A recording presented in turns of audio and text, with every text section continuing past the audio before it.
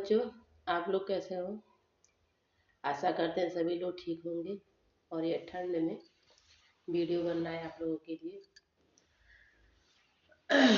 Fifth sem का है, general third paper third है, जो कि कविता है।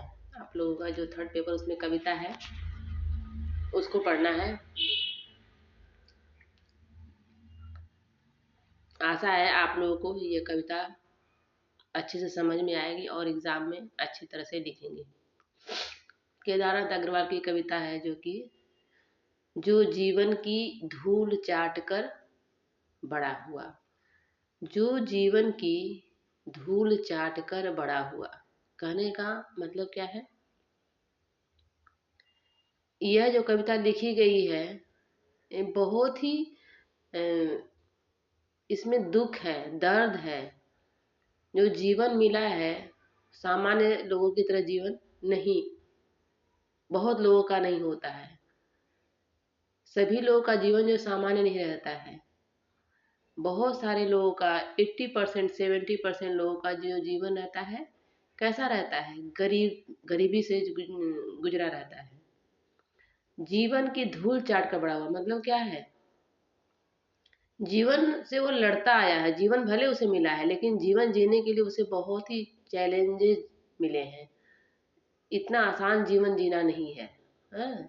इसीलिए इस कविता का जो टाइटल रखा गया है, जो जीवन की धूल चाट कर बड़ा हुआ। ये जो बड़ा हुआ है, किसी भी अगर मनुष्य को देखोगे बड़ा जो होता है तो वैसे ही नहीं होता है, उसमें बहुत सारी कहानियां होती हैं। केदारनाथ अग्रवाल ने चाहे अपने ऊपर लिखा हो चाहे किसी के ऊपर, लेकिन यह एक मनुष्य की कहानी है, आदमी की कहानी है जो जीवन के तमाम जो संघर्ष है, जीवन की तमाम जो बाधाएं हैं उससे लड़ता हुआ बड़ा हुआ है। जीवन वैसे ही नहीं है। बहुत लोग का जीवन होता है बहुत ही इजी रहता है, सब कुछ उसको आसानी से मिल जाती है। जीवन में कुछ ऐसा चैलेंजेस नहीं आता है, नौकरी चाकरी खान पान पर जो भी है उसको आसानी से मिल जाता है। लेकिन 80% लोगों का जो जीवन है, 70% लोगों का जो जीवन है वह जीवन की धूल चाट कर ही बड़ा हुआ है। सबकी तरह उसका जीवन सामान्य नहीं रहता है, उसको सब कुछ मिल जाए बना बनाया हुआ। उसे जीवन में जीने के लिए, घर में रहने के लिए, खाने के लिए, पहनने के लिए बहुत ही संघर्ष करना पड़ता है। इस पर केदारनाथ अग्रवाल ने बहुत ही अच्छी कविता लिखी है, जो जीवन की धूल चाट कर बड़ा हुआ। तमाम चैलेंजेज आते हैं, तमाम चैलेंजेज आए जीवन में तब जाकर बड़ा हुआ आदमी, वैसे नहीं बड़ा हुआ है। इसके पीछे बहुत सारी कहानियां होती है, बहुत सारे किस्से होते हैं। जीवन जो मिला है वह सिर्फ जीना नहीं है, उस जीवन को जीने के लिए हमें तमाम संघर्ष करना पड़ता है, तमाम कोशिशें करनी पड़ती है। खाने की, रहने की, पहनने की, समाज में रहने की, तमाम तरह के चैलेंजेज आते हैं। मैं ज़्यादा इस पर कुछ भूमिका नहीं बांधूंगी, मेन पॉइंट पर मैं आऊँगी, ठीक है? फिर भी ये बोलना ज़रूरी है, क्योंकि जो एक कविता लिखता है कवि या साहित्यकार, कोई भी रचना जब लिखता है तो उसके मन में बहुत सारे सवाल होते हैं, बहुत सारे अम, बहुत सारे उसमें क्या कहेंगी बातें कहने की होती है, लेकिन वह मुंह के द्वारा न कहकर अपनी कविताओं रचनाओं के द्वारा कहता है। सबको तो समझा नहीं सकता है, लेकिन कविता रचना वह माध्यम है, साहित्य वह माध्यम है जिसे हर लोग इसको पढ़कर समझ सकते हैं। जो जीवन की धूल चाट कर बड़ा हुआ है, तूफानों से लड़ा और फिर खड़ा हुआ है।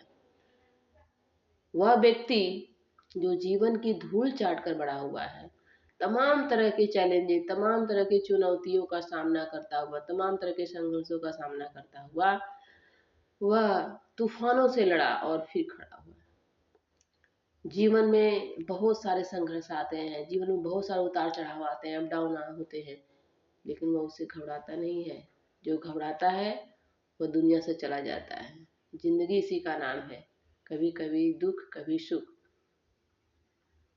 हम वैसे ही नहीं खड़े होते हैं, तमाम तरह के चैलेंजेस आते हैं जो कि हमें उसे लड़ना पड़ता है, फिर खड़ा हम होते हैं। इसी का नाम जीवन है। अगर हमारे जीवन में कुछ चैलेंजेस ही नहीं है, तूफान ही नहीं है, तो जीवन नहीं होता, उसका नाम जीवन नहीं है। जिसने सोने को खोदा लोहा मोड़ा है, वही व्यक्ति महान है। वही व्यक्ति, उसी व्यक्ति का जग में, इस संसार में नाम होता है जो सोने को खोद कर, जो सोने को खोदता है और लोहा को मोड़ता है। मतलब अत्यंत संघर्ष, चाहे वो आपका एकेडमिक हो, चाहे वह किसान हो, चाहे किसी भी क्षेत्र में, अगर आप मेहनत करते हैं तो आपको जरूर उसका फल मिलता है। अगर आप मेहनत करोगे तो सोना को भी खोद कर निकाल दोगे, लोहा को भी मोड़ दोगे। कहने का मतलब ये नहीं है कि मैं बहुत मेहनत करूंगा तो सोना को खोद कर निकाल दूंगा, लोहा मोड़ दूंगा, नहीं। इसके कहने का मतलब है, ये सिंबल है कि अगर हम चाहें तो अपने जीवन को कहाँ से कहाँ मोड़ सकते हैं, कहाँ से कहाँ लेकर जा सकते हैं, ये हमारे हाथ में है। जो रवि के रथ का घोड़ा है, रवि के रथ का मतलब सूर्य, हम लोग बोलते हैं सूर्य जो है 7 घोड़ों पर सवार रहते हैं। जो रवि के रथ का घोड़ा है वह जान मारे नहीं मरेगा, वह जन मारे नहीं मरेगा। जो रवि के रथ का घोड़ा है वह जन मारे नहीं मरेगा। मतलब हम लोगों के मारने से क्या सूर्य कभी खत्म होता है? अगर हम लोग चाहें कि सूर्य को हम मार दें तो फिर सूर्य नहीं उगेगा? नहीं, वो फिर भी उगेगा। इसी का तो नाम जीवन है। हम तमाम तरह की प्रकृति पदार्थों से, प्रकृति चीजों से, जो प्रकृति जिसके सहारे हम जिंदा हैं, उसका अगर हम एग्जाम्पल लेंगे तो जीवन में कभी भी हार नहीं मानेंगे, जीवन में कभी भी हार नहीं मानेंगे, फिर खड़े हो जाएंगे। दुख तो होगा लेकिन फिर खड़े होंगे। कैसे? जैसे रवि के रथ का घोड़ा है, हम कितना भी उसको छुपा ले, कितना भी लुका ले, कितना भी मारेंगे, लेकिन वह फिर जाकर फिर उग जाएगा, नहीं मरेगा, मारने से भी नहीं मरेगा। जो जीवन की आग जलाकर आग बना है, जो जीवन की, वो तो खुद अपने आप को जला दिया है और वो आग बना दिया है अपने आप को जलाकर। हाँ, जीवन की आग, जो जीवन की आग जलाकर आग बना है, फौलादी पंजे फैलाए नाग बना है। उसका जो पंजा है, फौलाद है, एकदम पत्थर हो गया है और वो क्या बन गया है? नाग, सांप, सर्प बन गया है। तो सूर्य जो है, रवि के रथ का जो घोड़ा है, जो पूरी दुनिया को प्रकाश देता है और जलाता भी है, तो जलाने के पहले वो खुद जला है, तब जाकर आज सबको प्रकाश दे रहा है। इस संसार में, समाज में कुछ बनने के लिए, नाम कमाने के लिए अपने आप को पहले 100% दो, 100% मेहनत करो। तुम अपने आप से पूछ सकते हो कि हाँ, मैंने ये काम किया, इतना इसके पीछे किया, हमको ये चीज नहीं मिला। जरूर मिलेगा। अगर नहीं मिला तो उसमें आप में कुछ न कुछ कमी है जो कि हमें दिखता नहीं है। जिसने शोषण को तोड़ा शासन मोड़ा है, जो युग के रथ का घोड़ा है, वह जन मारे नहीं मरेगा, नहीं मरेगा। उसी तरह एक जो वक्ता होता है, जो कि समाज की आवाज होता है, समाज में सभी लोग नहीं बोलते हैं, अत्याचार, शोषण, इसके खिलाफ जो बोलता है, वह रवि के रथ के घोड़े के समान है। आप उसको मार सकते हैं, लेकिन जो वो काम करके जाएगा समाज के लिए, देश के लिए, उसकी आवाज को आप नहीं मार सकते हो। लोगों के मारने से भी नहीं मर सकता है। इसलिए कहने का मतलब यह है केदारनाथ अग्रवाल जी का कि जीवन से कभी भी हार नहीं मानो। और यह जो जीवन हम आज जो बड़े हुए हैं, आज जो भारत के जो रहने वाले लोग हैं, खासकर वो लोग जो कि शोषित है, शोषित वर्ग है, जिनका कि शोषण हुआ है, वह सामान्य जीवन जीकर नहीं बड़े हुए हैं। जिनका शोषण हुआ है वो सामान्य जीवन जीकर नहीं बड़े हुए हैं, वो जीवन की धूल चाट कर बड़े हुए हैं, तमाम तरह की चुनौतियों का सामना करते हुए बड़े हुए हैं। और उसी में से अगर जो जनता की आवाज़ बनता है, शोषण के विरुद्ध आवाज़ उठाता है, वह फौलादी पंजे फैलाए नाक के समान रहता है।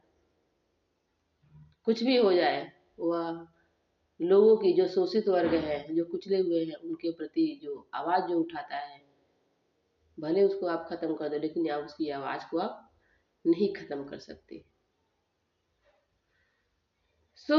कभी भी जीवन में हार नहीं मानना चाहिए, अटल रहना चाहिए। इसके लिए जो केदारनाथ अग्रवाल ने है, वह सूर्य का एग्जाम्पल दिए हैं, सांप का एग्जाम्पल दिए हैं।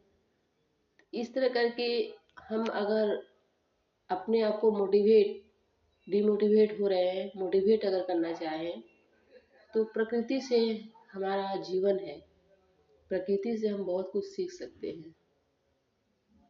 सूर्य रोज उगता है, रोज डूबता है, रोज उगता है, रोज डूबता है। क्या कभी ऐसा होता है कि मौसम जब चेंज होता है तो सूर्य नहीं दिखते हैं? दिखते हैं। हाँ, ठंड के मौसम में बहुत ज़्यादा नहीं दिखते हैं, लेकिन दिखते तो हैं। वैसे ही हमारा जो जीवन है हमेशा एक जैसा नहीं रहेगा, वह चेंज होते रहता है। और उस चुनौती का सामना करना हमारा मनुष्य का सबसे बड़ा क्या है, ये काम है, ये कर्म है।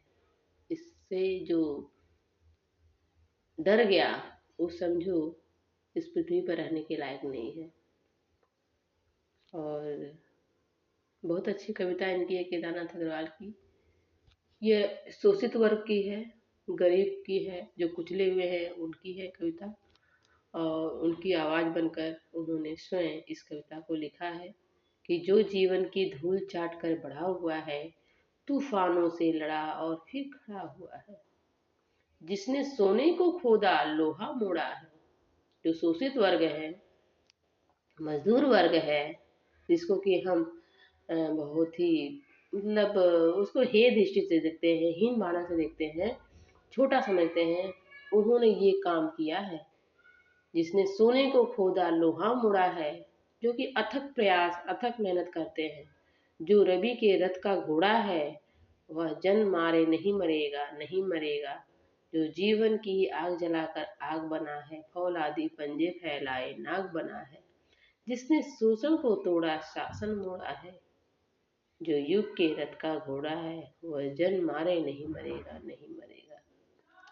यस, नहीं मरेगा कभी भी।